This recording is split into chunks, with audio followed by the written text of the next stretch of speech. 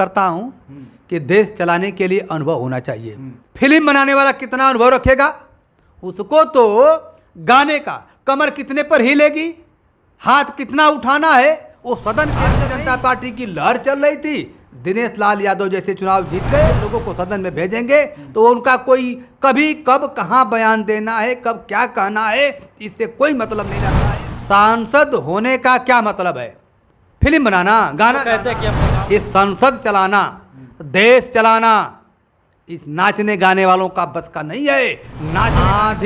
आंधी में अगर आम गिर जाए तो उसको अपना पूरा बगीचा मत समझिए। अब सदन में सांसद फिल्म बनाएगा जहां शिक्षा के सवाल पर, महंगाई के सवाल पर, बिजली के सवाल। धर्मेंद्र यादव एक पॉलिटिकल व्यक्ति है, पॉलिटिकल परिवार का है, यूनिवर्सिटी से पढ़ करके आया हुआ व्यक्ति है। ये किस यूनिवर्सिटी से पढ़े हैं? अभी शिवपाल जी ने कहा था ये तो मेरे सामने नाचता था, ये फिल्म बनाता था, इसका हमने फिल्म भी देखा है। वहाँ धर्मेंद्र यादव सांसद रहे हैं, पॉलिटिकल परिवार के हैं। पिछली बार उपचुनाव हुआ था, चूँकि जब माननीय जी विधान परिषद में जो विपक्ष के नेता हो गए तो वह सीट उनको छोड़ना पड़ा, जिससे दिनेश लाल यादव वहाँ के चुनाव लड़ करके जीते। और उपचुनाव हमेशा वो सत्ता का रहा है, बीजेपी ने दुरुपयोग किया अपने शासन सत्ता का और दिनेश लाल निरहुआ को चुनाव जिता दिया। अब ये नहीं है कि वो इस बार जो चुनाव हो रहा है यह चुनाव अस्तित्व का सवाल है, यह सरकार बनाने का सवाल है, यह कौन बनेगा प्रधानमंत्री ये उसका सवाल है। इसलिए यह चुनाव आर पार का है, इसमें बीजेपी वहाँ से चुनाव नहीं जीतेगी। हाँ, मैं एक दो बयान सुना था, जो बयान दे रहा है वो कोई दूसरा नहीं है, वो अपने ही परिवार का सदस्य है और उसको समाजवादी पार्टी ने ही सम्मान दिया था, अंगुली पकड़कर चलना भी सिखाया था। लेकिन सत्ता के लालच में, चाहे लोभ में, चाहे जैसे भी भारतीय जनता पार्टी का एक सदस्य बन गए तो इसका ये मतलब नहीं है कि समाजवादी उनको वोट दिए, ऐसा नहीं है। इस बार वहाँ से समाजवादी पार्टी जीतेगी। अच्छा, आप निरहुआ की बात जब छेड़े हैं तो निरहुआ के ही परिवार के आप बोलना चाह रहे थे, लेकिन हम आपसे बोलवा ही देंगे।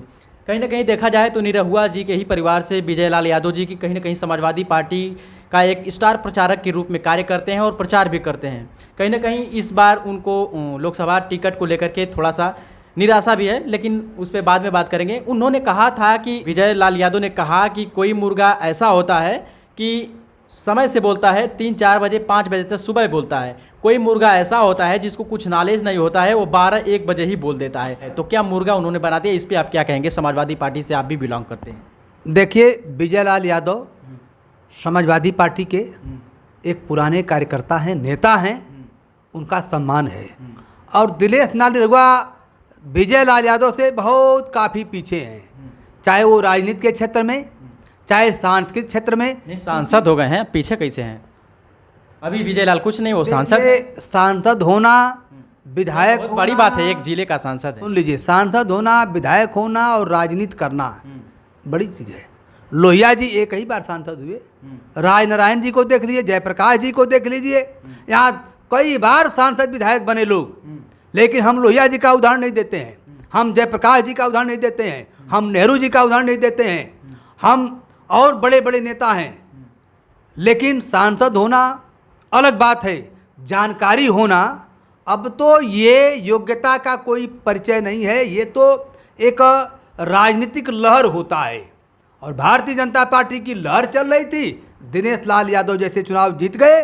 अगर इतने काबिल और योग्यता होती तो लोहिया जैसे इस्तीफा देकर के निर्दल चुनाव लड़के। विजय लाल को अब क्या कहेंगे? उन्होंने अपने ही निरहुआ को मुर्गा बोल दिया है। देखिए, वो जानते हैं, उन्हीं के परिवार का वो सदस्य है, वो जानते हैं कि ये दिनेश लाल निरहुआ ने कितना पढ़ा लिखा है, कितनी योग्यता, क्योंकि अंगुली पकड़ करके चलाना और सिखाने का काम विजय लाल यादव ने किया है, रास्ता उन्होंने दिखाया है। तो वो जानते हैं कि मुर्गा कब बोलना है, उनकी सारी प्रक्रिया, उस पर हमें कोई कमेंट नहीं है, उनका पारिवारिक मामला है, वो कुछ भी कह सकते हैं। लेकिन मैं तो यही कहूँगा कि राजनीति में काबिलियत और योग्यता का भी होना, जिस सदन के अंदर हम जाते हैं, जिस सदन के अंदर जाते हैं हमें संविधान और लोकतंत्र की चर्चा करनी है, हमें विकास की चर्चा करनी है, हमें देश के विषय में सोचना है।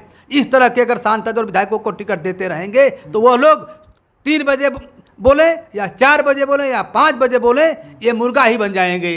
क्योंकि जब ऐसे लोगों को सदन में भेजेंगे तो उनका कोई कभी कब कहाँ बयान देना है, कब क्या कहना है, इससे कोई मतलब नहीं रहता है। और जब चलते चलते रास्ते में अभी एक मैं देखा, मनोज तिवारी का मैं बता रहा हूँ, एक महिला एक अध्यापक होते हुए उन्होंने एक गाना गाने का फरमान कर दिया, उस पर उन्होंने अभद्र टिप्पणी किया था जिसकी मैं निंदा कर रहा हूं। स्टेट से उतार दिया था, स्टेट से उतार दिया था, उन पर कार्रवाई करने की बात किया था। और वही मनोज तिवारी उससे भद्दा भद्दा गाना उस कार्यक्रम के बाद में गाए, नाचे। क्या यह सांसद की गरिमा होती है? तो इस तरह के लोगों को सदन के अंदर भेजेंगे तो निरहुआ पे आते हैं। जिस तरीके से आप बोल रहे हैं कि निरहुआ जी एक मुर्गा ही है, आपका भी भाषा यही बता रहा है कि मुर्गा सही बोला उन्होंने, लेकिन आप ही के निरहुआ यादव समाज के लिए आवाज़ उठा रहे हैं, अहिर रेजिमेंट की मांग कर रहे हैं, कह रहे हैं कि अहिर रेजिमेंट बनवा के रहेंगे और आने वाला जो सरकार बनेगा 2024 में बनते ही हम इस प्रस्ताव को रखेंगे और अहिर रेजिमेंट यादव को दिलवा करके रहेंगे। ये तो माननीय मोदी जी की बात हो गई। मोदी जी ने कहा था हम 15 लाख रुपया खाते में, हम 2 करोड़ लोगों को रोजगार देंगे, हम किसानों की जो केसीसी लोन माफ़ करेंगे, हम बिजली माफ़ करेंगे, हम किसानों की आय दुगना करेंगे। ये दिनेश लाल निरहुआ इस बात को सदन में उठाए थे कि अहिर रेजिमेंट बनना चाहिए। क्या हुआ? पिछली बार बीजेपी की सरकार सेंटर में थी, स्टेट में थी, तो क्या उम्मीद किया जाए कि अगली बार इनकी बात को माना जाएगा? ये लोग मुर्गा की तरह हैं। जब इनका अपना कुछ नहीं है, वहाँ तो एक हिटलर की तरह, तानाशाह की तरह ये सदन के अंदर सांसद को मैं देखा, विधायकों को देखा, उन्होंने साफ कहा कि मेरी बात नहीं सुनी जा रही है, मेरा दरोगा नहीं सुनता है, मेरा एसपी और डीएम नहीं सुनता है, हमारा जो है ये कोई कार्रवाई नहीं होती हमारी बात पर। हम लोग तो एक मुर्गा बन के बैठे हैं, तोता की तरह हम लोग को बैठाया गया, हमारी कहीं सुनवाई नहीं। जब उनके विधायक सांसद खुद सदन के अंदर कह रहे हैं तो ये दिनेश लाल निरहुआ चाहे 24 में रेजिमेंट की बात करें या 27 में करें, कोई काम करके दिखाए हों। अभी मैं देख रहा था एक चैनल पर, महिलाएं हैं, पुरुष हैं, वो कह रहे हैं कि कोई काम नहीं किए। उनके घर की सड़क जो खराब हो गई थी वो आज तक नहीं बनी। वो तो मैं देखा फिल्म बना रहे थे। सांसद होने का क्या मतलब है? फिल्म बनाना, गाना तो कहते हैं कि अपने गांव घर में रह के हम काम भी करते हैं और लोगों का सेवा भी करते हैं। जिस कहावत है ना, जेकर बानर उहे नचावे, दूसर नचावे काटे धावे। ये संसद चलाना, देश चलाना इस नाचने गाने वालों का बस का नहीं है। नाचने गाने वालों का जो काम है उसी में पारंगत हो सकते हैं। संसद चलाने के लिए, सदन चलाने के लिए योग्यता होनी चाहिए, जानकारी होनी चाहिए, वह काबिलियत, पढ़ाई लिखाई भी होना चाहिए। इस तरह का चुनाव जीत करके चला जाना, मैं बहुत से देखा हूँ गांव में प्रधान जो होते हैं, नए नए लड़के पैर छू करके गोड़ लग करके प्रधान हो जाते हैं, लेकिन गांव का विकास नहीं कर पाते हैं। इससे देश का विकास नहीं हो सकता है। इससे आप आरक्षण की बात नहीं कर सकते हैं। आप लोकतंत्र और संविधान के बारे में, जब हम पढ़े लिखे नहीं हैं तो लोकतंत्र और संविधान की क्या चर्चा करेंगे? ऐसे लोगों को सदन में भेजने से बढ़िया है। लेकिन आपका बयान है कि जनता खुश है और जनता को जो चाहिए था वो हमने दिया है और लोग यही देख करके वोट करेंगे। कहीं ना कहीं दिनेश लाल का यह बयान है। उन्होंने कहा है कि आजमगढ़ जो है सपा का गढ़ नहीं, सपा का गढ़ई था और उस गढ़ई में हमने कमल खिला दिया और उसी गढ़ई में फिर से लोकसभा 2024 में सरकार बनेगी, आजमगढ़ से सीट निकलेगी। आंधी में अगर आम गिर जाए तो उसको अपना पूरा बगीचा मत समझिए। ये दिनेश लाल निरहुआ को आंधी में गिरा आम है। चले जाइए आजमगढ़ में, जनता खोज रही है। जो आपकी सुरक्षा है ना, उस सुरक्षा को हटा करके एक राजनेता की तरह, जो राजनीति व्यक्ति चलता है चट्टी चौराहों पर भीड़ लग जाता है, ये हट करके चलें। जनता इनको सबक दिखा देगी कि आपने कौन सा काम किया है, कौन सा। ये तो सांसद बनने के बाद ये फिल्म बना रहे थे।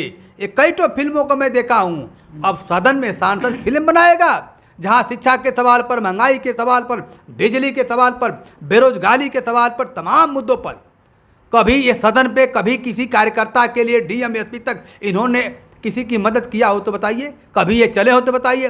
ये तो ऐसो आराम की ज़िंदगी पा गए, आंधी में गिरा हुआ आम की तरह, और ये अपने आप को सांसद समझने लगे। वही हाल है। तो सांसद तो है ही, समझेंगे क्या इसमें, तो सांसद हो गया अंधेर नगरी चौपट राजा, टके से खीर टके से खाजा। ऐसे लोग जब सदन के अंदर जाएंगे, आज देश आपका कहाँ है जरा सोचिए। कोरोना काल में इन लोगों का पता नहीं था, आज विद्यालय बंद हो गया, शिक्षा महंगी हो गई, कहाँ आप खड़े हैं आज देश की बात। अब क्या लग रहा है जिस तरीके से धर्मेंद्र यादव को भेजा गया है, क्या लग रहा है? देखिए धर्मेंद्र यादव को भेज दिया गया यही कह करके कि दाल अब नहीं गलने वाली है सपा की गढ़ही में। ये गलत है। धर्मेंद्र यादव एक पॉलिटिकल व्यक्ति है, पॉलिटिकल परिवार का है, यूनिवर्सिटी से पढ़ करके आया हुआ व्यक्ति है। ये किस यूनिवर्सिटी से पढ़े हैं बता दीजिए? मेरे बगल के मुन्नापुर गांव के रहने वाले हैं, मैं जानता हूं।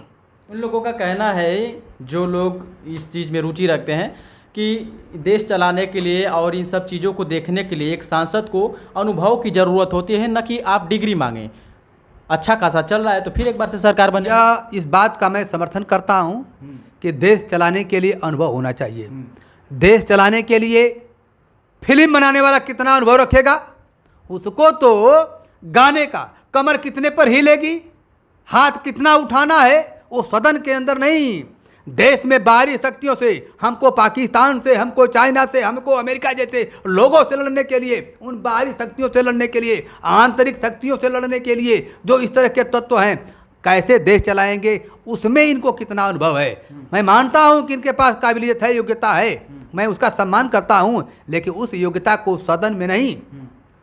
वो कहावत है ना, आदि का स्वाद बंदर का जाने, आदि का स्वाद बंदर का जाने। आप ऐसे लोगों को सदन में भेज देंगे, वो संविधान क्या है उनको क्या पता है, आरक्षण क्या है उनको क्या पता है? संविधान पर उनसे पूछ लीजिए, यह देश कब से आज़ाद हुआ? जिस व्यक्ति ने संविधान को बनाया 2 वर्ष 11 माह 18 दिन लगा है। जरा सोचिए, जिस व्यक्ति ने इतने दिनों तक संघर्ष करके उस संविधान की रचना किया हो, ये तो उतने दिन स्कूलें नहीं गए होंगे, ये उनकी क्वालिफिकेशन नहीं है। आज तो ये मैं देखता हूँ यूट्यूब चैनल पर, ये 5 साल का लड़का भी बढ़िया डांस करता है, और उस फिल्म जगत के लोग कहते हैं कि इतना सुंदर तो हम भी डांस नहीं कर पाएंगे जितना ही छोटे छोटे बच्चों की कदम और कमर हिलती है। जरा सोचिए, तो वो भी तो अनुभव है। क्या उस बच्चे को हम सदन का सांसद बना दें? सांसद होना और ये फिल्म बनाना, दोनों में अंतर है। यानी आप कुल मिलाकर देखा जाए तो दिनेश लाल उर्फ निरहुआ पर फिरंट हैं, और आप उनकी कमियां ही पूरा जाहिर कर दी। तो कहीं ना कहीं देखा जाए तो इस बार लोकसभा 2024 में धर्मेंद्र यादव निकल जाएंगे या नहीं, ये सवाल बनता है। देखिए, वहाँ की जनता जान गई है कि हमको फिल्म से जो है, हमको नाचने गाने, ये मनोरंजन के लोग हैं। अभी शिवपाल जी ने कहा था, ये तो मेरे सामने नाचता था, ये फिल्म बनाता था, इसका हमने फिल्म भी देखा है। वहाँ धर्मेंद्र यादव सांसद रहे हैं, पॉलिटिकल परिवार के हैं, यूनिवर्सिटी से बताए कि पढ़ करके आए हैं। वहाँ देश को, आजमगढ़ के लोगों को विकास चाहिए, आरक्षण चाहिए, संविधान चाहिए, शिक्षा चाहिए। एक गरीबों के लिए क्या चाहिए? रोटी, कपड़ा और मकान। वहाँ फिल्म देखने से काम नहीं चलेगा, लोगों को शिक्षा चाहिए। आज सब कुछ चलिए, तो कहीं ना कहीं देखा जाए तो आजमगढ़ में जिस तरीके से कमल खिलेगा या साइकिल चलेगी, इसकी तो कहीं ना कहीं जो प्रक्रिया है वो तो चलेगा, और तय करना है जनता को। लोकतंत्र में जनता मालिक है और जनता जिसको चाहेगी चुन करके लाएगी।